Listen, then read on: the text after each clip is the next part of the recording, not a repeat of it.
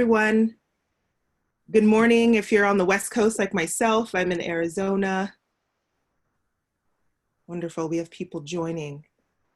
My name is Sandrine Zoku. I am the Executive Director of Invest Africa in the US. We are an organization that helps to connect the US investment community to opportunities and people in Africa, along with our global network. Of course, as many of you all know, most of our events were in person, but due to the pandemic, we have shifted to create a series of webinars and virtual experiences that can continue to serve our network and serve our membership. And we feel really, really excited today from the US side to be able to host the second installment of our webinar series. This one, of course, as you all know, is on industrialization and manufacturing in Africa. And we have a stellar panel for us today. We have three people who are able to give us three really different perspectives. One on the intellectual side, another in private equity, and then of course the practitioner, those people who are actually making and changing things on the continent. And so we are really excited to be able to host this discussion today. Franklin Amu of Baylis Funds, thank you so much for suggesting this concept. It certainly was a gap in a lot of the conversations I've been seeing floating around.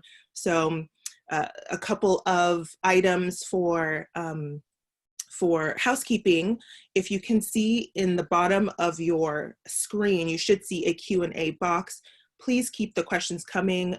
We will be looking to address questions throughout the conversation and not only just at the end, which we will designate some time at the end to be able to dedicate to your questions, but we'll be funneling your questions through that. There is an option to upvote questions. So if you see a question already posted within that box that identifies with something that you're interested in learning a little bit more about, feel free to upvote that. And that way we can make sure to prioritize those questions and get them over to the panelist. So other than that, we'll pretty much essentially get everything started. So Franklin, I'll pass it over to you. Thank you so much, Sandrine, and thank you to Invest Africa for convening this wonderful forum. And thank you to everyone for taking some time out of your day to listen to what I think is going to be a very exciting conversation with two very distinguished and brilliant participants. Very quickly about myself, my name is Franklin Olakunle-Amo. I am the managing partner of Baylis Emerging Markets. We are a private equity firm focused on financing the industrialization of Africa, primarily through manufacturing. I am speaking to you today from London, and we are going to be discussing today what I consider to be a fairly overlooked part of the Africa story, which is production and manufacturing in Africa. Broadly speaking, in general about, what that entails, what the challenges are, how one makes money in that space, but also in light of the current situation we're in, where, obviously we're all, we're not at a conference somewhere where we're having a webinar, which has become a very common occurrence for many of us. And what does this coronavirus and the world that it will leave behind mean for manufacturing in Africa? Obviously, there are lots of sort of tragic impacts that it has had, and some sort of sad effects that we will be dealing with. Obviously, fiscal constraints, health challenges, etc.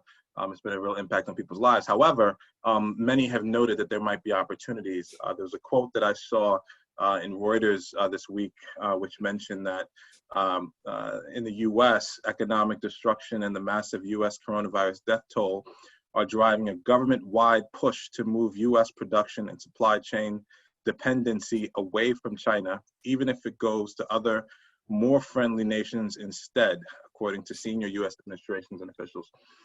So a lot to unpack in a sentence like that, but obviously notes of thinking about concentration of supply chains, thinking about people manufacturing closer to home, not just for economic reasons, but maybe for national security reasons, and diversification of the current sort of supply chain concentration in the Sinosphere. Maybe that's an opportunity for Africa. So I'll just launch into an introduction of the panelists very quickly, and I will invite the gentlemen to introduce themselves. First, there's Mr. Ignace Bakyaha, who's speaking to us from Kigali, Rwanda, where he is in charge of the operations of Mara Phones, the exciting new effort to manufacture smartphones right here in Africa. So maybe I'll hand it over to Ignace to speak to your background and give a quick introduction of yourself, please, sir. Thanks a lot, Amo. It's a pleasure for me to be here today and after COVID, speak about our work. An introduction about myself. My name is Ignace Rusenga. I am the Director of Investment and Corporate Development for Marathon. Marathon is a manufacturer of phone, the first one in Africa, made in Africa, but working globally. Before that, I have spent 13 years in manufacturing with the Aga Khan Group, 5 years in consultancy in Quebec, in Canada, 5 years for a bilateral organization, the Canadian SIDA, and 12 years leading investment and advisory for the World Bank Group with International Finance Corporation. Back to consultancy and back to manufacturing. I'm really delighted to be here talking about manufacturing, industrialization, and the expectation that we African, we can have on this. Excellent, thank you, sir. Turning it over to my equally illustrious second panelist, Professor Landry Seigne. The professor is a senior fellow at the Brookings Institution, as well as a professor at the Thunderbird School. I will read a quote from that was given by Dr. Mo Ibrahim of significant fame, who put this quote on the back of Mr. Seigne's new book, Unlocking Africa's Business Potential. The professor has just released that book, and this is what Dr. Mo Ibrahim had to say about it. Landry Seigne's seminal book, Unlocking Africa's Business Potential, remarkably outlines why African markets should be at the top of the agenda for global business and entrepreneurs, and which strategies business and policymakers should adopt to improve governance of the economy and make business effectively contribute to Africa's economic transformation and sustainable shared development. We are in debt to Professor Seigne. And we are in debt to Professor Seigne, so I'll hand it over to you, sir, to introduce yourself properly. Hello, everyone. Thank you very much, Franklin, for a very kind introduction. I'm very glad to be on this panel with Ignace, yourself, Franklin, and thank you to Sandrine as well, and to all the participants. So as you pointed out, I'm Landry Seigne. I'm a university professor. I am a senior fellow at the Brookings Institution Global Economy and Development Program, as well as at the Africa Growth Initiative. I'm also a full professor and founding co-director of the Fourth Industrial Revolution and Globalization 4.0 initiative at the Thunderbird School of Global Management, from which the Master in Global Management was ranked as the best by the Wall Street Journals and Times. I'm also a distinguished fellow at Stanford University, a chairman of the Global Network for Africa Prosperity and a World Economic Forum Young Global Leader. My work focuses on understanding, but also trying to solve some of the African most pressing challenges, as well as to unlocking its potential, whether in the manufacturing, industrial development, or the broader political economy of Africa, among others. So I'm not just a scholar, I also advise a senior leader at the presidential, prime ministerial, or C-suite levels on issues related to the transformation of Africa and business and international affairs. Wonderful, wonderful. Well, thank you, Professor. Thank you, Mr. Ignace. We are very privileged to have you. So just diving right in here and making sure we use the best of everyone's time. Some food for thought. So a couple of comments here. Africa is known by many to have the world's youngest population, as well as its lowest manufacturing share of GDP. There's increasing evidence, including migrant flows into Europe via North Africa and the Mediterranean, as well as increased instability in the Sahel and Horn of Africa regions, that suggests Africa's lack of productivity may have dire consequences, not just for Africa, but for the entire global community.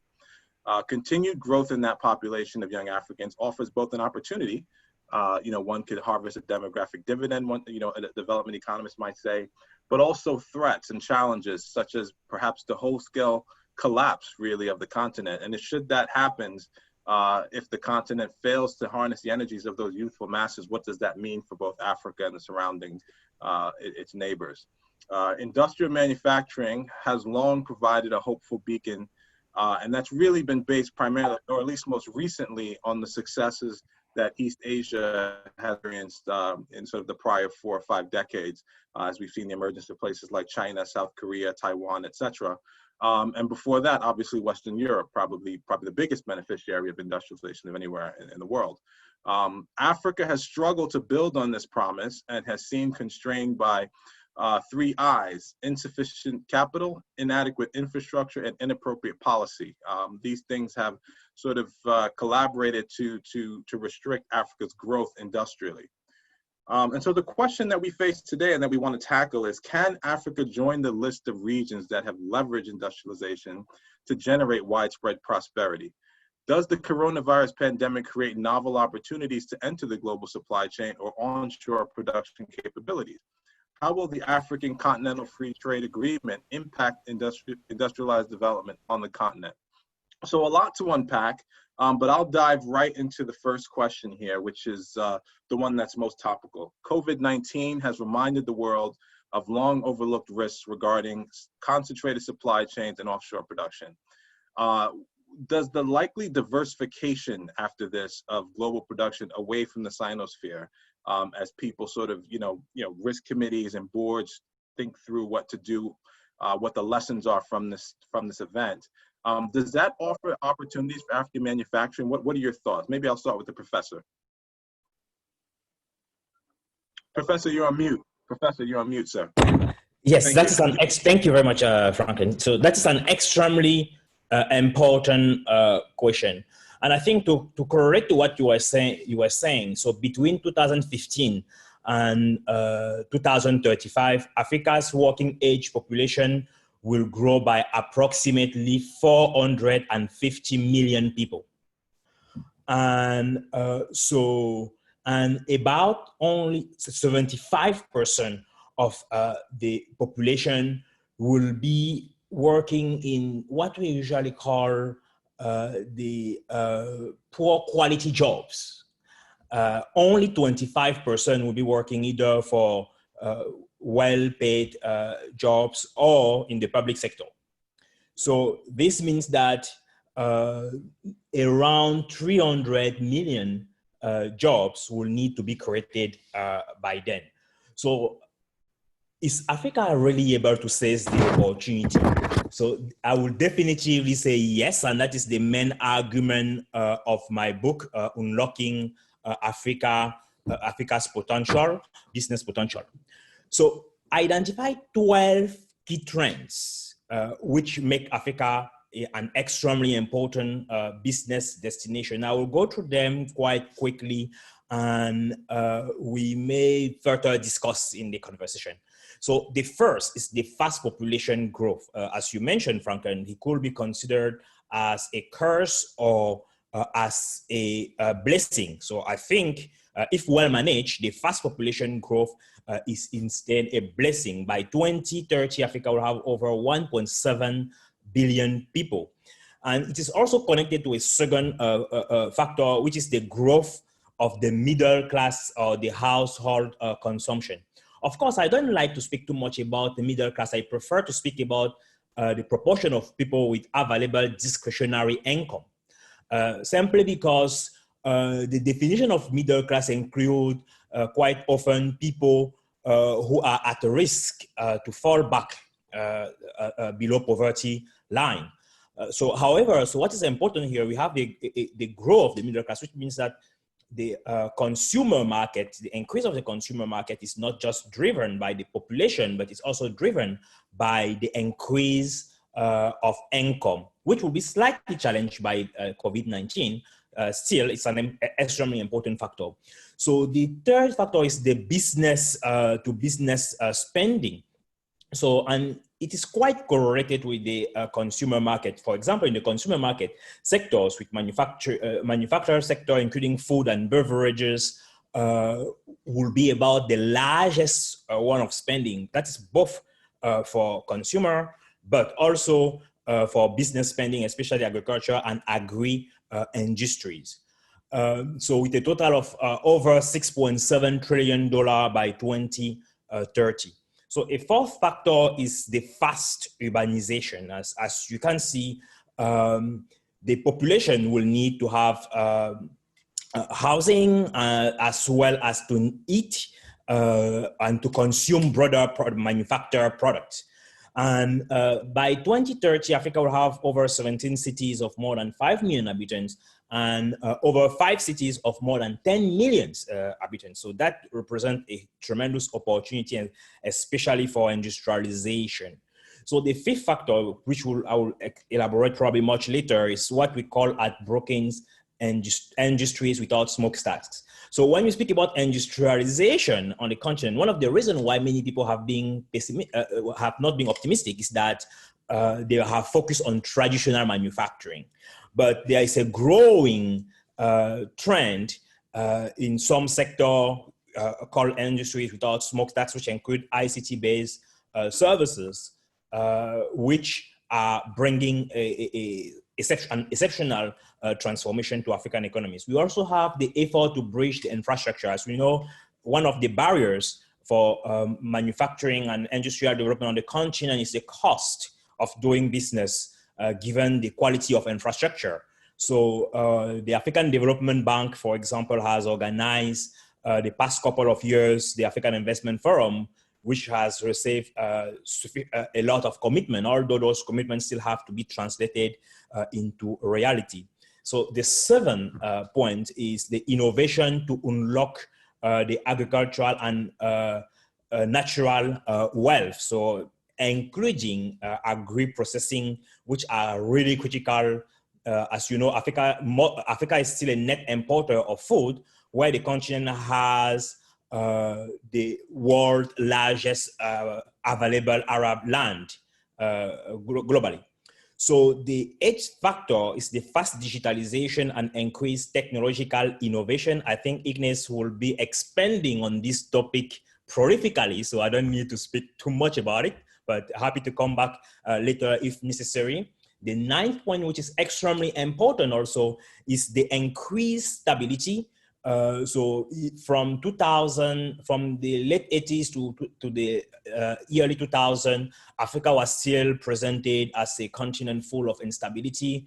So of course, now we still have, when we speak about Africa, we should speak about African countries. So we still have a variation of performance across nation, but overall, this is drastic improvement in terms of stability. The 10th point is the improving business environment. As you know, a year ago or so, about 5 of the 10 best improved countries in the ease of doing business were in Africa. So now, independently of the nature of the political regime, all the leaders understand that if they have to attract investors, they have to improve the ease of doing business. Many challenges remain, but the continent is making progress. The 11th factor is the fast integration, especially with the African Continental Free Trade Area, for which the implementation could be delayed due to COVID-19. But I must mention that so from the signing to the coming into force, the CFTA has probably had one of the fastest process in terms of signing, in terms of ratification, in terms of coming into force, although the countries still have to trade under the CFTA. This was initially planned for July 2020 and will most likely be postponed. And the final point, which is an extremely important point, and I think perfectly illustrated by all the panelists today, is the critical role of the diaspora, which is building bridges, representing, investing, promoting the continent, and transferring critical skills. So those are many of the elements which make Africa one of the ideal destination for global investors. That is the broader argument of my book. So I think that the continent definitely has tremendous potential and offer rewarding opportunities for both local and global businesses looking for new market expansion, long-term investment with a high return, but also investment which are likely to foster economic growth, diversification, and generate broader welfare, as well as creating jobs for the youth and the women. Thank you very much, Franklin. I think I should not expand more, but I will be happy to come and discuss some of these points later. Mute, you are on mute, Franklin.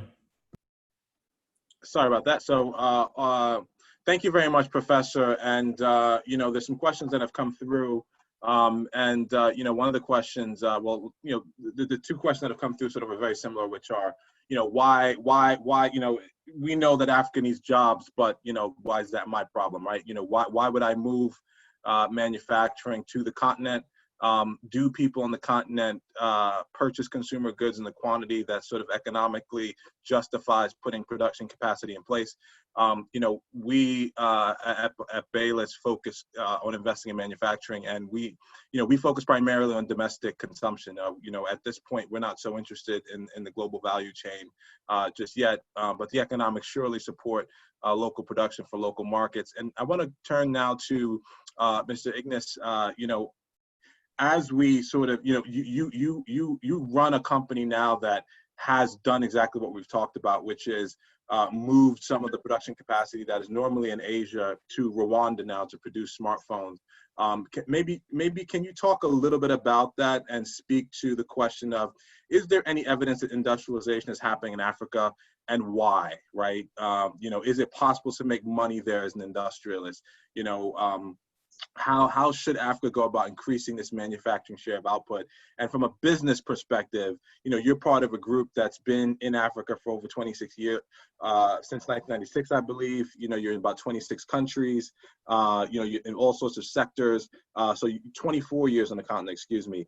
So maybe you can speak to that, that experience and tell our audience as to, you know, what the benefits are from a purely sort of dollars and cents perspective.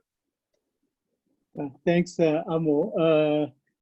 Speaking after the professor, when he has so well elaborated on what make the industrialization in Africa limited, or the opportunities, is a good challenge. So I will not compete on this landscape. When from a business perspective, we look at this. Africa used to be 3% of the global trade. The intra-Africa trade is around 16 to 18%. But the good news is, and this responds to your question, Amo, is the industrialization manufacturing happening in Africa? Yes, because there is evidence that 40% of the 16 to 18% intra-trade in Africa is manufacturing. So it is happening. Looking at, from a business perspective, few factors. You decide to put a business in a continent, not because you like the continent, but because the capital will flow where there is a market. And Professor elaborated on this. In 2030, we are likely to have 1.7 billion of population, and 70% is the youth. So this is one thing that would attract any capitalist, because you have a market. And the second thing is, yes, we knew as an industrialist, so you will look at what are the limitations. Power, for sure, there is in the continent a realization from a government that without infrastructure you can't do anything. So there is efforts to boost the power capacity. There is effort to build a number of infrastructure, and all this puzzle is getting together. The third thing is the policies. On the policy side, we have noticed, if you look at the index, the World Bank index, we have noticed a lot of efforts by governments to be part of the global threat. Rwanda, for example, being since 2009 top performer in the world. This shows the commitment of the government, and since then there are many governments which are making the best to be part of this one. Now, on your question about innovation, technology, and how, as a business, we in Marathon, we consider that smartphone is an opportunity for us. One, we look at the population, which is growing. We look at the GDP growing 3.5 billion. And we look at, more importantly, the penetration rate is supposed to double by 2025. At the moment, we have an average of 39. By 2025, it will double. So this was a great opportunity for us. And then we decided that if we have to choose what will really make a transformation, smartphone act on financial inclusion, smartphone offers solutions, smartphone is within a broader sphere of health, education, e-commerce. This is not the easy industry to be in, but we decided to put capital, and today we have crossed the demonstration line with a facility in Rwanda, which can make 1.5 million smartphones, a facility in South Africa, which can make similar capacity. We are considering to put another facility in Nigeria, which will have the double of the capacity. And we have indication that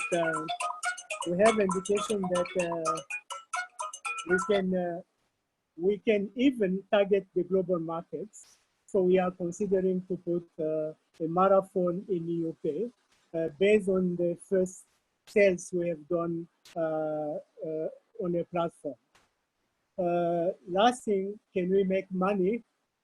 Money in this sphere will depend on volume.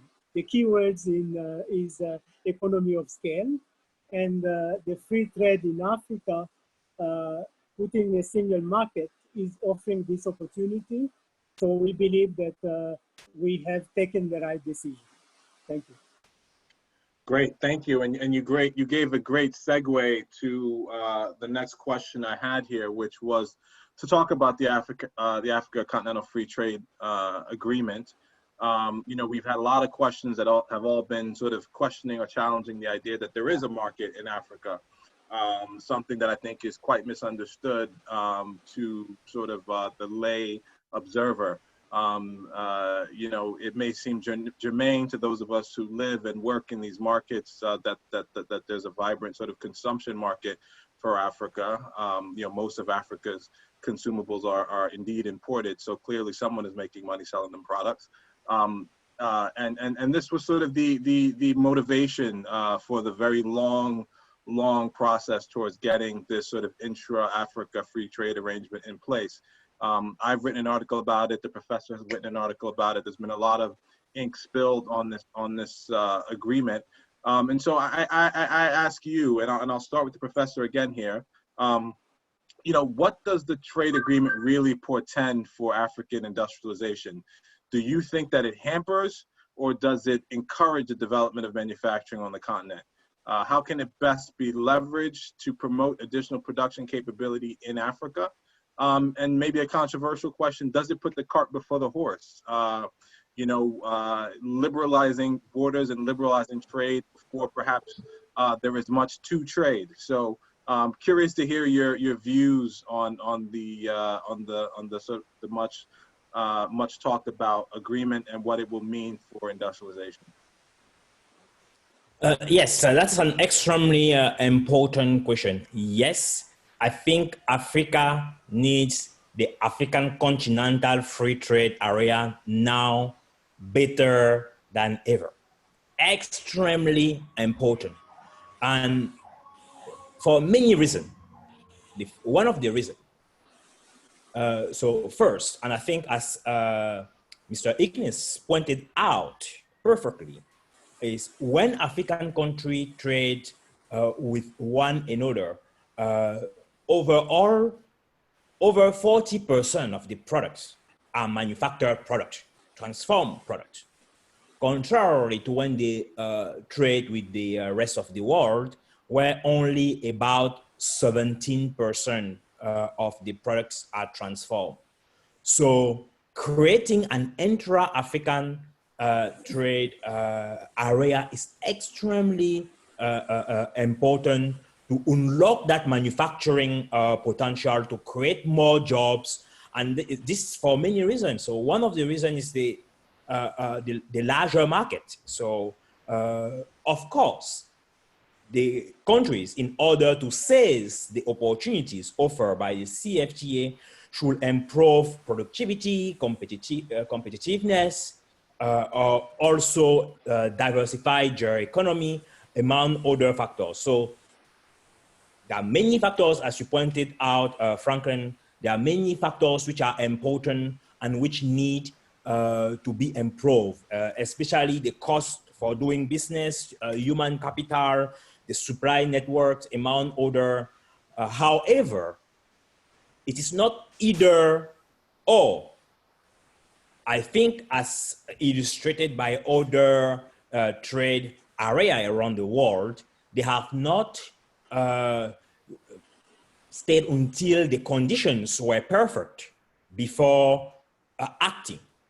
So I think Africa, and another extremely important point is that even when you put all the African countries together, they still represent barely 3% of global export. So which means that taken individually, African countries do not really have the capability to negotiate with global partners in a way which will be more likely to achieve your best interests. Even taken collectively, it is still a challenge. So for me, it is not even a question that if we need the CFTA or no, if the CFTA is important or no. This is not even a debate, so it's like it is critical. Now, countries, African leaders, so the responsibility of the successful implementation of the African continental free trade area lies primarily with African leaders who should work with the business community. They should not forget, this is about trade. So some people were concerned at the beginning simply because, at the beginning of the negotiation, simply because they thought they were not consulted well enough. But I think now the leaders of the CFTA have been committed to engage the newly appointed Secretary General Wamkele, Excellency Wamkele Mene, a very young, very dynamic leaders is definitively, of course, everyone is watching what we'll be doing, but I definitively think that they couldn't have had a better person to lead the organization at this time. And we will be here working and coordinating to ensure that the CFTA deliver on the promise. But so if you allow me, I will connect this with the previous question that you made related to Africa industrialization. As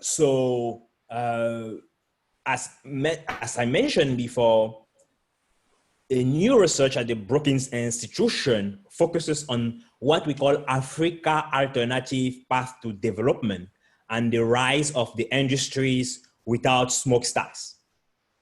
So those industries, export related to those industries have grown 6 times faster than of traditional product between 1998 and 2015. And those industries have the same type of characteristic of traditional manufacturing. For example, they provide tradable goods, they have a high level of productivity and absorb a large number of moderately skilled workers. They include agri-processing, horticulture, ICT-based services, and some countries have been doing tremendous progress. Let's talk about Rwanda, for example, Kenya, Senegal, South Africa. There are some of the countries which have been excelling at Morocco as well, excelling at advancing in industries without smokestacks. So if we take into consideration those industries, it is clear that Africa is industrializing faster than people think. Although when we look at traditional manufacturing, people will tend to believe that there's a deindustrialization. Understood. Thank you, Professor. And coming back to you, Mr. Ignace, let me ask you a question. Smartphones are predominantly made in Asia, right? Primarily southern China, Fujian and Guangzhou, but increasingly throughout Southeast Asia, places like Vietnam, etc. What made you guys at Mara take the decision to onshore that production, and why should somebody else think about moving production capacity from a place like Southeast Asia in sort of widgets and assembly, or a place like Bangladesh and textiles, let's say, to the continent? We've seen it happen in Ethiopia and other places. So if you could just talk to why you guys took the business decision to be in Rwanda and South Africa manufacturing phones versus Southeast Asia. Thanks, Amo. If I understand correctly, you asked if we are facing competition against the East Asian suppliers, why we believe that we can have our space. First, Mr. Ignace, I think we're having a hard time hearing you and seeing you. You seem to be looking away from the screen. Maybe you could turn. There you are. No, because of the technology, I'm trying to adjust. So let me. Is it better now? Yes. This is the screen that we see you on. Thank you. Okay, good. Right. So we look at the market, and the market is made primarily with Samsung, who is the predominant supplier, with 41% of the entire market. And on the downside of the spectrum, you have Techno, you have Infinite, small brands that represent another 35%.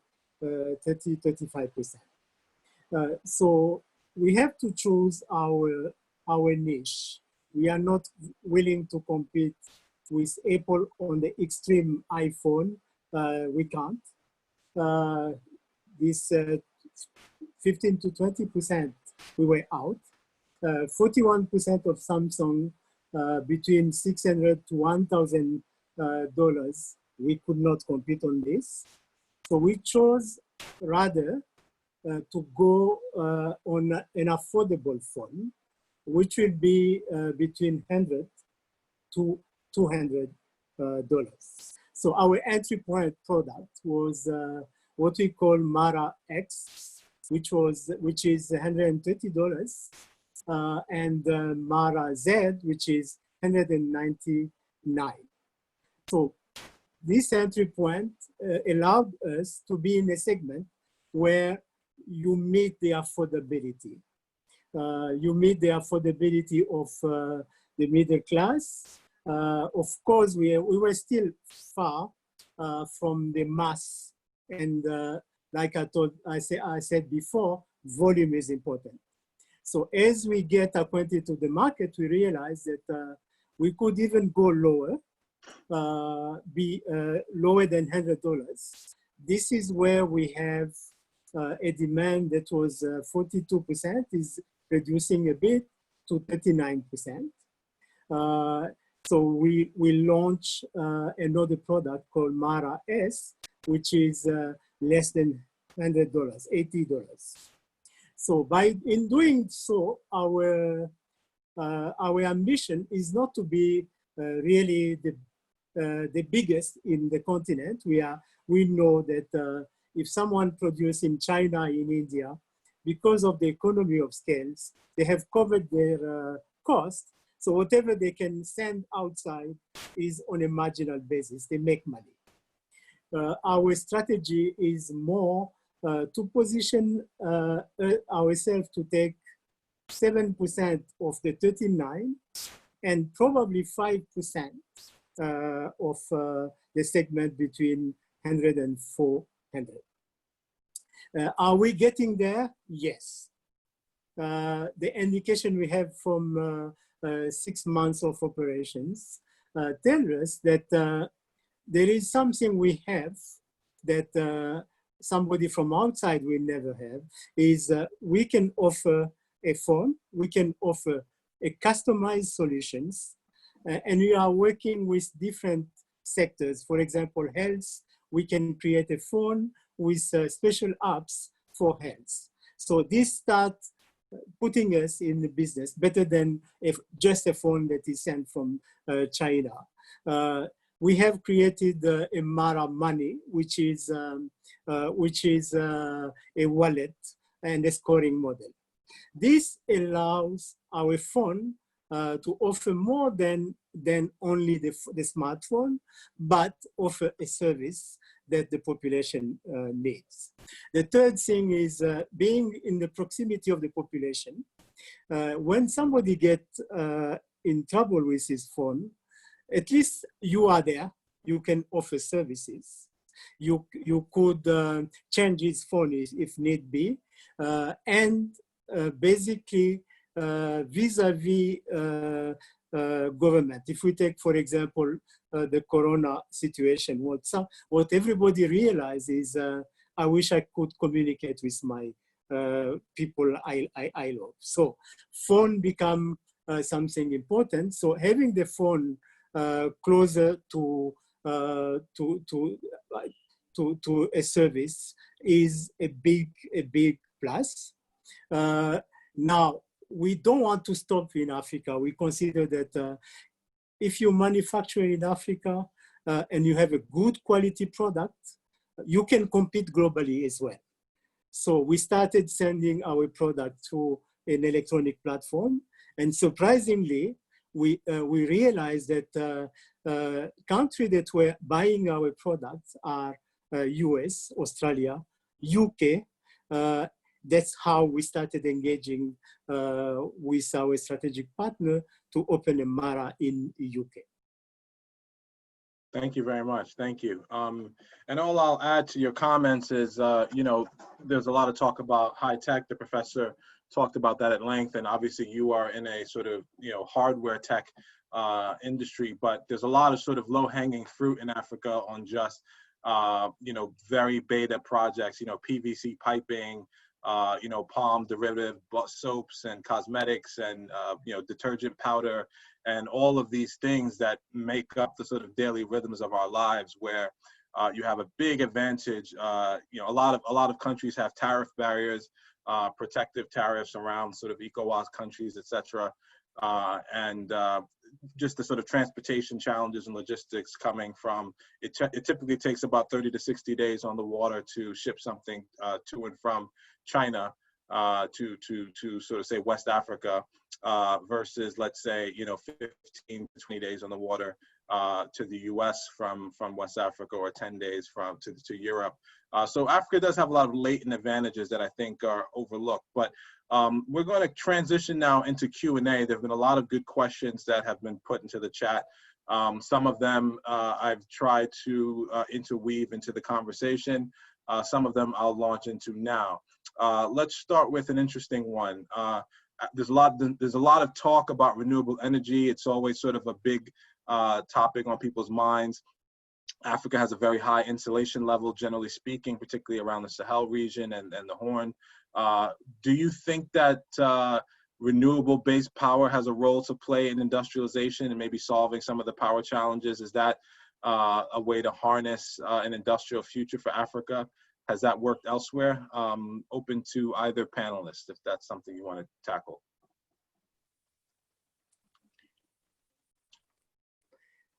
Maybe if I can take on. Yep, please go ahead. Professor, go ahead. Professor, you're on mute, sir. Professor, you're on mute, sir. Oh, you're handing it to, okay. I think, Ignis, I think he's handing it to you. Okay, Ignis, good. please. Okay, good. So thanks, Professor. If I can take on this, as Amo, one of the limitation really for industrialization is power. And the good thing is being the latecomers in this landscape, we can decide to have a green, green, clean energy. So yes, renewable energy is something that we should consider in Africa because we have the resources that it takes. We have the sun, we have the wind, we have hydro. The question is really, do we have the capital that it takes to convert this, and to convert this at a cost that is affordable? As the technology improves, I remember a few years ago when I was working with the Aga Khan group, you couldn't even buy a solar panel. But because the technology has improved, today you can make a site of solar panels, and the efficiency has grown up. Another example is the methane gas. If you look at the methane gas in Rwanda and Congo, this is a clean energy that just needs capital and a bit of technology to avail a cheap energy. So yes, on your question, we have the resources that it takes. What we need is capital. What we need is commitment from government to put money. For example, in Rwanda, the government of Rwanda has invested itself in research and development in methane gas. There is a payoff because today we have a US-based company that has produced 25 megawatts, and there is a possibility to produce almost 1,000 megawatts. The needs for Rwanda are around 400 over the next 2-3 years. So we can solve the problem of the country by country, depending on the location of the resources. What we need is attract capital, attract the right people who can transform these resources. Thank you, sir. I'll give the next question to Professor. And this question, in the interest of time, I'm going to bucket a few questions that have come in a similar category, which is really risk. You know, there are questions here about project management, the lack thereof, the fact that, to do manufacturing properly requires a large amount of upfront capital investment with the harvest, harvesting the yield over a long period of time generally as you achieve scale. Also questions about, if you are invested by, if you are funded by foreign investment, it introduces the topic of currency risk and how do you mitigate that? And the corollary to that is obviously, are there ways to sort of, find local capital either to replace or buttress or augment foreign capital, leverage it in some way. So this whole just general question of how do you mitigate the risk to investing in the manufacturing sector across those various sort of subcategories. Professor, any thoughts? Yeah, excellent. So perhaps before coming to the question, I think as brilliantly pointed out by Mr. Ignace, energy transition is not an option. It's just a matter of time. Of course, countries which have the resources which are already using other resources have to capitalize on them while planning for energy transition. So it's not, so I'm not saying that the countries which are well endowed have to abandon everything because they will need capital to invest. And in the meantime, they will need energy to support industrial development. So, however, the more innovative policy leaders are using an important part of the resources generated by the other type, by fossil energy, for example, to transition toward cleaner forms of energy. On the other question, Franklin, I think as an investor, so you are probably perfectly suited to the question, but just briefly, so I will relate this to the broader causes of success or failure of doing business in Africa. That is not just related to manufacturing or industrial development, project management, leadership skill, or even training versus market skill mismatch. So those are some of the factors which are critical to address for people who want to be successful. And even when you speak about resources, I've engaged with many entrepreneurs with fabulous projects, but with no track record of success. So there's also that mindset. So it's not just about, yes, capital is critical. You cannot unlock the business potential without capital. And I think Ignace pointed out like perfectly. But doing also due diligence is also critical for entrepreneur in order to attract that capital, because in fact, there's more resources circulating than what is actually being invested. That is from the entrepreneurial side, but also from the government side, leaders should also do improve policy, improve the business environment, ensure a relative legal stability, because there's also a gap between the actual risk for doing business in Africa and the perceived risk. Some investors, especially global investors, will be investing in Latin America, in Asia, in the Middle East, or in the broader Middle East. And when engaged about why they are not necessarily doing more on the continent, they may highlight some of the political risk or also corruption. But when we look at the corruption map across the world, Asia, Africa, and Latin America are among the most affected regions. So yeah, it's extremely important for entrepreneur to do their due diligence, for government to improve the ease of doing business, and for investor to better understand the market. As a matter of fact, when people are thinking about investing, they will first think about opportunities. I have not seen many investors who have not shown interest, for example, for Nigeria. So independently of some of the challenges which could be faced. So this demonstrates that when both investor, entrepreneur, or government, if everyone does their due diligence, the potential is more likely to be unlocked, and the return of investment is also more likely to happen. But Franklin, I think it will also be great from your investor perspective. What do you think? Yeah, no. So I think there are a couple issues at play. I do agree that the perceived risk is often a bit different. I won't say higher or lower, but to the risks actually on the ground. There are risks. There are risks to do business anywhere. And I think one of the things you have to do is sort of figure out what the real markets are in country. There are firms like flour mills of Nigeria, let's say, which do $2 billion per year in turnover, only in Nigeria. So clearly there's a market that people are tapping into. If you look at Dufil, Toleram, and their Indomie success, and so I think generally speaking, Africa is on a per capita basis relatively poor. But poor people eat, they wear clothing, they travel, they do entertain themselves.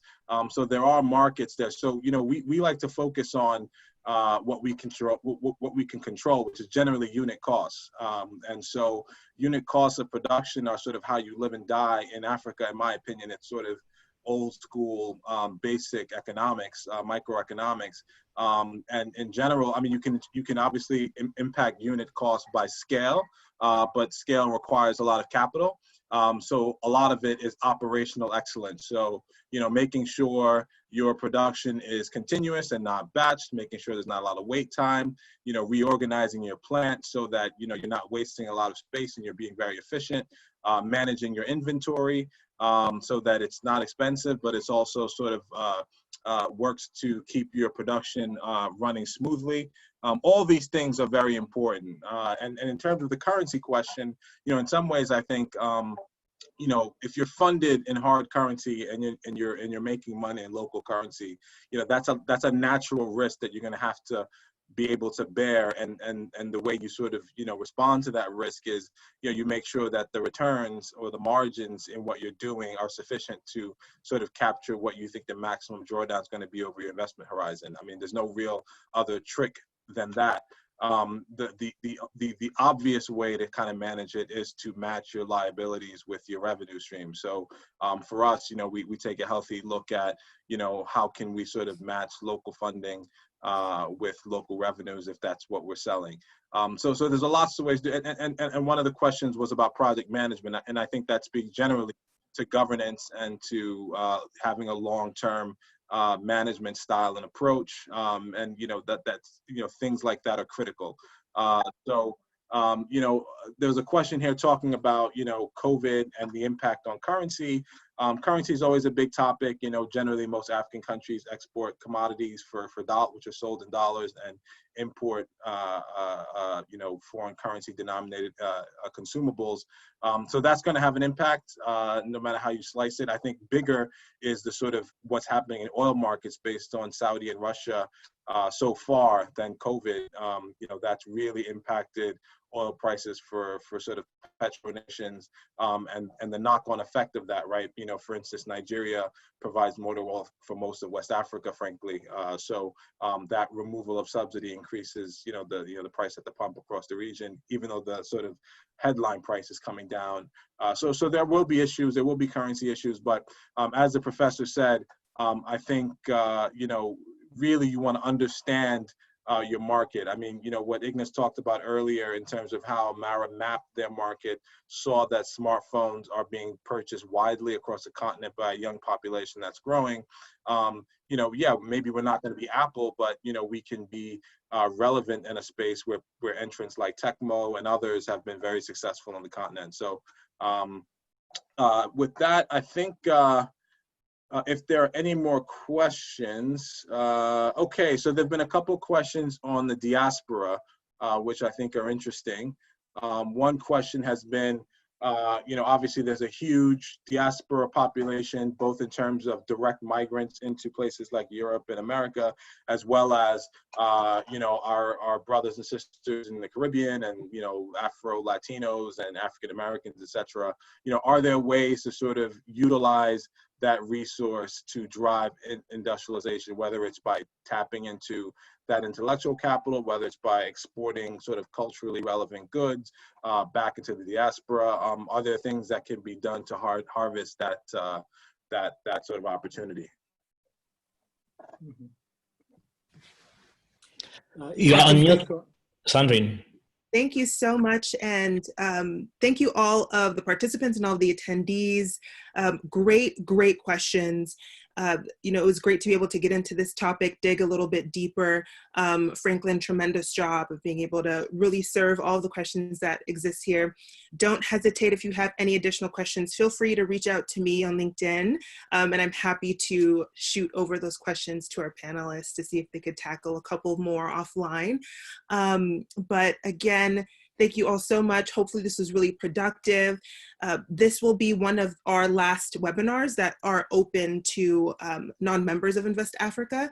And so if you're interested in our network, if you're interested in joining, don't hesitate to reach out to myself. I'll make sure to put down the email address where I can be reached.